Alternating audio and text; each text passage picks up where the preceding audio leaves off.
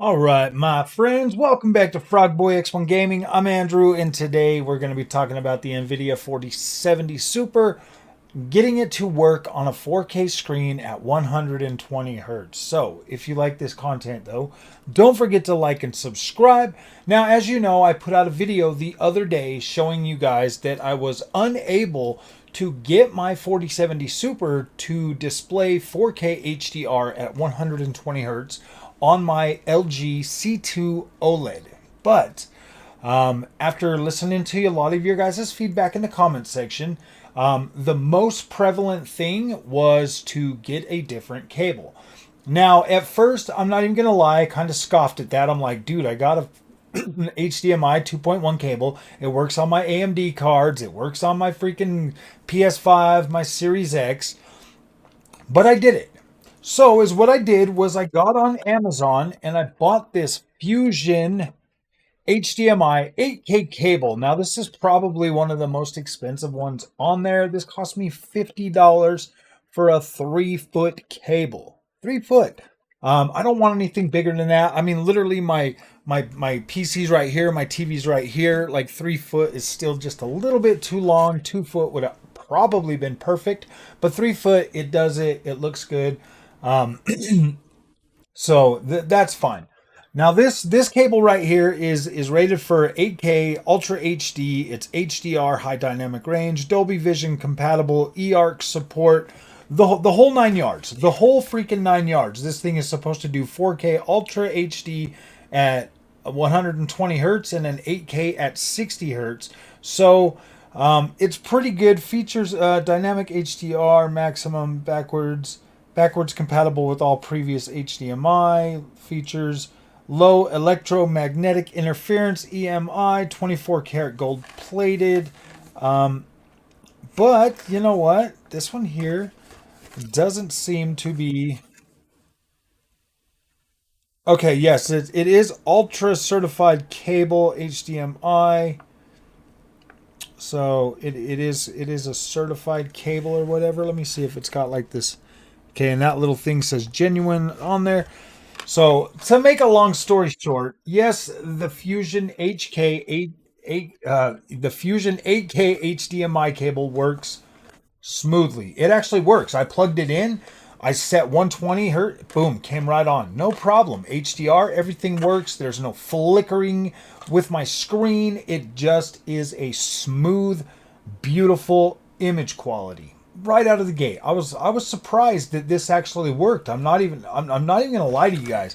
I have multiple freaking HDMI cables that work with every other product that I have. So when I plugged this in and it worked perfectly, there will be a link in the description for Amazon. I am an Amazon affiliate, so if you guys are looking for a cable and this is something that catches your eye, yes, it is a little bit more costly, but I'm going to be honest with you guys. I didn't want to just buy some old cheap cable and have the same problem and then make another, man, this doesn't work. I wanted it to work. If this was the problem, I wanted it to fix it, and it 100% has fixed my issue. So now I'm happy.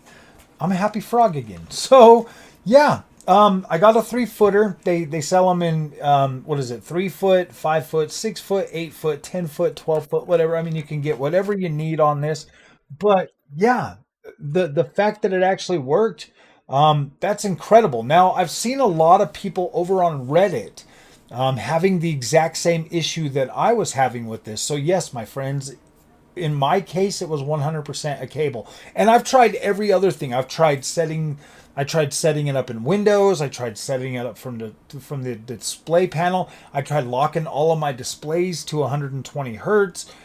Nothing worked except for that cable. That cable 100% solved the problem. I've already been able to record a couple of videos for my C5 today over on the sim rig. So yes, it works, and it works wonderfully. So I'm pretty happy that we got that I got this fixed, man. I'm happy that I was able to get this fixed, and it's not that big of an issue now. That was the one thing that was like really starting to drive me nuts, my friends. It was really starting to get pretty annoying, but now that we've got it fixed, we'll be able to move on from there, and we'll be able to continue our test and long-term review of the 4070 Super. I like this card. I think it's really decent. When I came over to AMD after switching from Nvidia, AMD absolutely blew my mind. It's a far easier user experience, and in my opinion, like, don't get me wrong, guys, like, Nvidia is great, but man, AMD, I don't think AMD deserves the pushback that it gets. I don't have, you know, I don't have all of these little bugs and glitches and mismatches and all of that stuff. I don't have these issues on the AMD side. Everything just works. You plug it in, you plug in your cables, you download your drivers, and it's just worked for me. The AMD experience has been absolutely incredible. I haven't had to replace cables.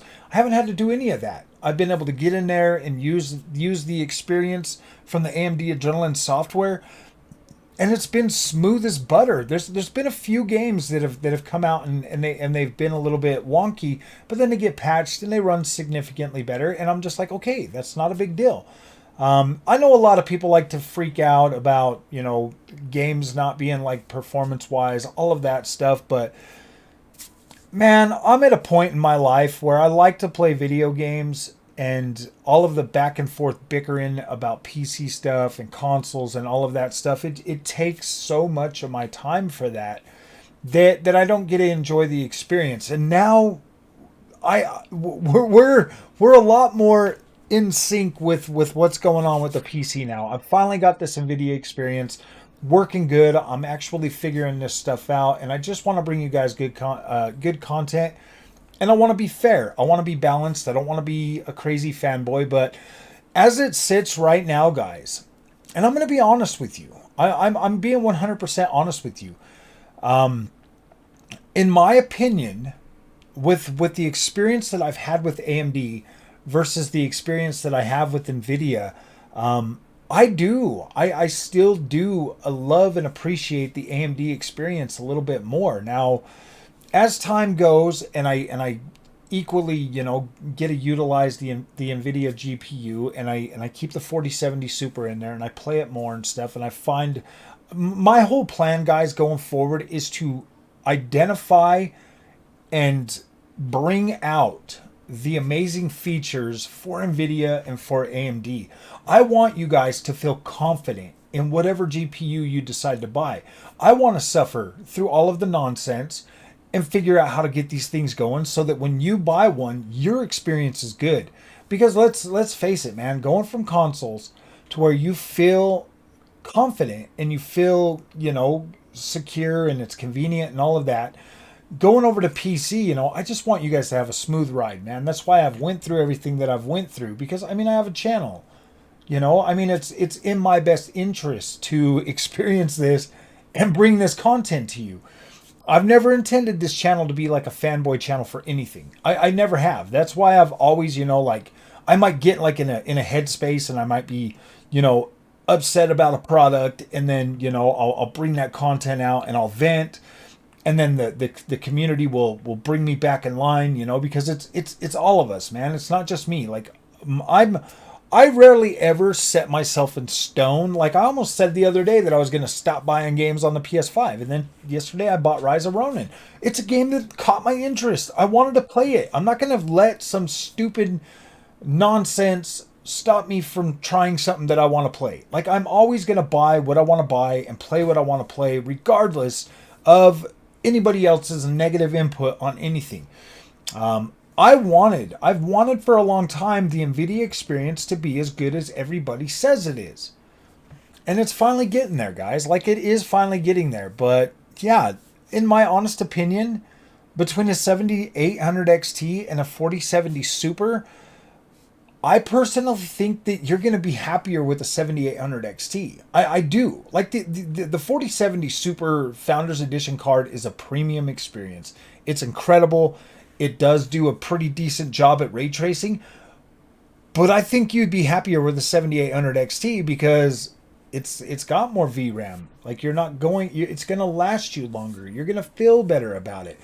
In my opinion, most of the games that I've played on the AMD experience, man, like, It's been a pretty dang smooth experience. The drivers haven't been all messed up like everybody likes to claim. So I don't know. Just know that like going forward, like if you do think that Nvidia is the best, it probably is. But AMD is a very close second, and they do have some amazing features that makes playing and owning an AMD GPU worth your consideration. Really, that's basically what it boils down to. I hear a lot of everybody else saying that DLSS and ray tracing and all of that stuff are paramount, and like you'd be better off making that decision. Well, I don't 100% agree with that. Like I don't. I think that FSR and AMD's fluid motion frames, HyperRX, all the features in the Adrenaline software are literally built for gamers to help you get to where you want to be pretty quickly. Whereas I see the Nvidia side more I see Nvidia is more of like the enthusiast GPU, something that you're gonna buy and keep moving forward. Like every generation, you want the newest and greatest and stuff like that. That's where I see Nvidia, and that's okay, man. Like the enthusiast market for GPUs. I see that as Nvidia's like stronghold, but for gamers and people that just want to play video games and don't really care about all the nonsense, AMD is actually your freaking the place where you should probably be. You get a lot of bang for your buck, and it's awesome. You can usually get more power for less money, or equal power for less money, because the 4070 Super and 7800 XT are extremely close in my testing. Like literally, like it's hard to tell them apart. Especially now that I got the colors on the Nvidia theme fixed, it's kind of hard to tell them apart. Like it really is. Performance wise, I think they're pretty dang good. So, all right, my friends, if you like this content, don't forget to like and subscribe. If you're suffering from the same issue I was with not being able to do 120 FPS on your 4K screen, it's probably the cable. The Fusion cable's actually freaking nice. It works. It worked perfectly. I plugged it in. I hit it, and it worked perfectly. No issues. No screen flickering. Nothing. Worked perfectly. So, all right, my friends, if you like this content, don't forget to like and subscribe. I'll see you guys in the next one.